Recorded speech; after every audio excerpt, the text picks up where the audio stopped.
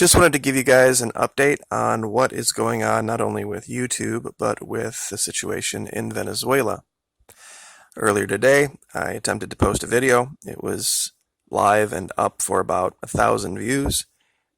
YouTube, violating their agreement with me, demonetized it, and it has been set in the private status until their review process is done. Most of the time, that review process takes less than an hour after the 1,000 views are reached. We're going on 5 to 6 hours now, so it's very clear that they are in collusion with the mainstream media to promote a narrative that they think should be the one that everyone believes. That's just the way it is. It's their platform. What can I do? I've spent 2.5 years building this channel on this platform, and while Venezuela is not the only thing we talk about, it's very clearly the most important thing at the moment. So I will continue to speak and try to do so in a way that can't be labeled in any way, shape, or form as controversial, while still attempting to tell the truth. So let's just talk about the facts. Fact 1. At no time since 0445 this morning has any military facility whatsoever in Venezuela been under any type of threat. They have maintained control of the military 100% all day. The group of soldiers that mustered this morning were brought there under false pretenses. They were told it was an awards ceremony, and there would need to be some extra security. Of course, when they showed up, they were told then it was going to be some type of a coup. At that time, almost 80% of them said, nope, we're not doing it. They took note of who the officers were and then reported it up the chain. There were some that fell for the ruse, that fell for this idea that the U.S. was going to back this up and it was all set and everything was fine. And they have fled to the soldiers. The Brazilian embassy, Leopoldo Lopez, the criminal that was under house arrest, was broken out, and when this failure came to light, he has now run to the Chilean embassy. The Venezuelan military has hundreds of thousands of soldiers, sailors, airmen, marines, and guardsmen and militia, just like we do. There was never any situation today that was out of the scope of even civilian authorities to handle. Of course, there were pictures of people in armored cars. The one guy that ran over the median and into the crowd, just like we saw over a month ago, that could have very well been a defector. We knew that was the case then. It probably was this time too. We've seen different weapons displayed, even though all of the injuries to the opposition have come from rubber bullets fired by civilian security agencies attempting to quell people that had blocked a road, the overpass to this military base. That's really the beginning and ending of all that happened today. They are, and I hate to use the word, but maybe I don't really hate to use it, but it just doesn't seem to describe it well. They're pathetic. They are absolutely the most pathetic group of sad sacks I have ever seen in my life. Antifa here in the States is far more effective, far more powerful, and causes way more grief than these people do. And I know everybody's out there, for all of your protestations of not watching CNN and Fox, you do. And you listen to it, and you take it to heart, and I saw it in the comments after I put my video up this morning.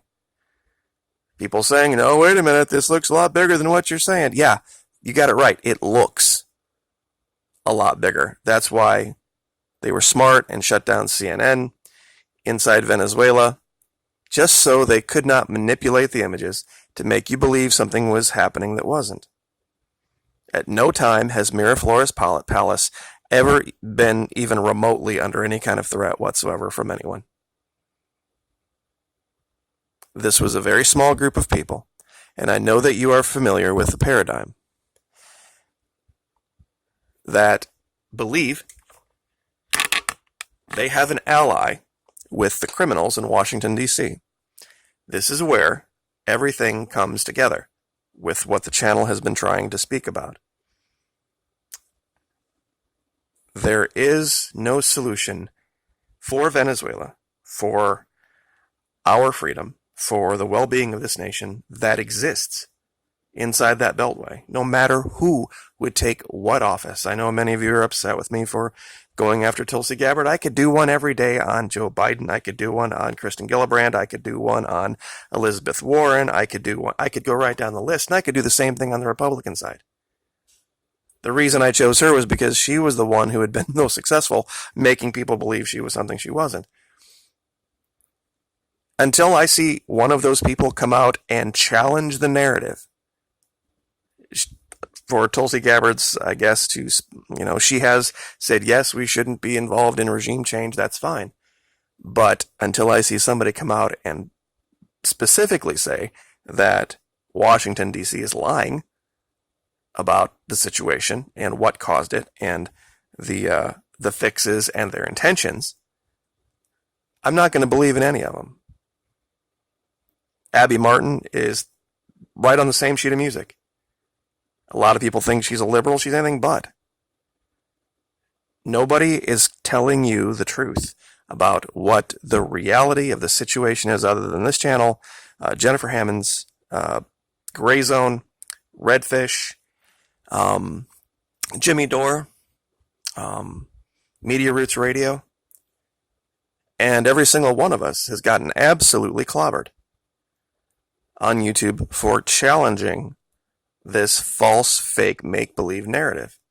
In the video that I put up earlier today, showed 10, 12 minutes of video where you saw people in Abercrombie and Fitch, people in North Face. In fact, he's right there. Leopoldo Lopez is wearing his beautiful designer North Face jacket.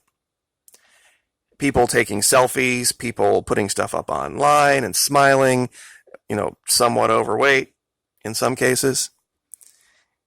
There are very wealthy people that are very upset about not being all that wealthy anymore.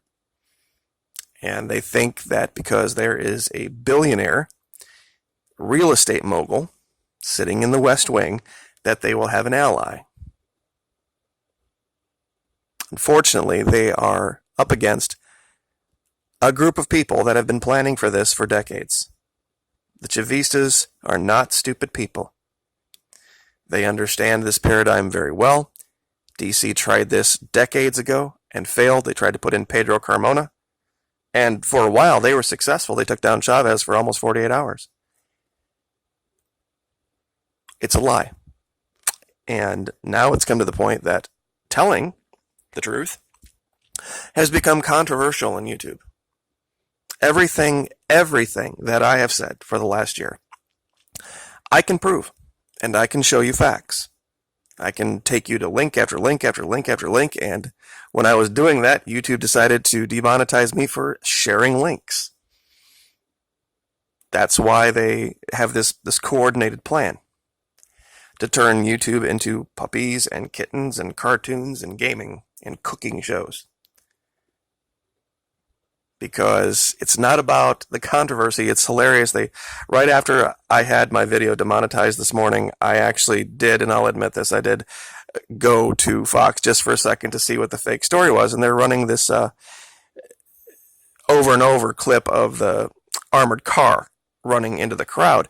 And so I clicked on the video. Guess what the first thing I saw was? An ad for makeup. It's hilarious. I mean, you can't make this up. And it was, and it's been all over CNN and all over every major show. It's the top story no matter where you go. And we've been talking about it since 2017, 2 years now. And it's a little disheartening and it's disappointing, and it makes me wonder about what the direction of the channel should be and how I should even speak about this. Because it's very clear who's responsible.